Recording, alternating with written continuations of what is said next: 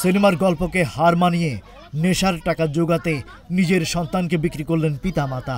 ঘটনাটি ঘটেছে শরীয়তপুর পৌরসভার ৩ নম্বর ওয়ার্ডের চরপালং গ্রামে।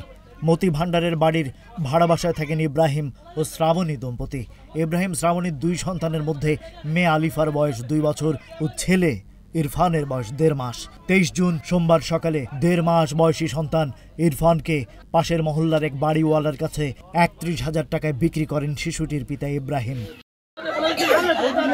ইব্রাহিম জানান সে ইয়াবার ব্যবসা করে। তার বাবার কাছ থেকে 20,000 টাকা ধার নিয়ে তার এক বন্ধুর কাছে ইয়াবা ক্রয়ের জন্য দিয়েছিল, কিন্তু তার বন্ধু ইয়াবা না দিয়ে টাকা মেরে দিয়েছে। ইব্রাহিম তার বাবার টাকা পরিশোধ করার জন্য বাধ্য হয়ে সন্তান বিক্রি করে বাবাকে 20,000 দিয়েছে এবং অন্যান্যদের দেনা পরিশোধ করেছে।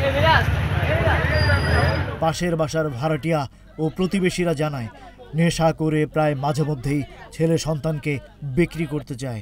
আজ কাউকে না জানিয়ে ছেলেকে বিক্রি করে দিয়েছে। ইব্রাহিমের মা ঝর্ণা বেগম জানান বিভিন্ন লোকের কাছ থেকে টাকা সংগ্রহ করে টাকা ফেরত দিয়ে নাতিকে আমি নিয়ে এসেছি।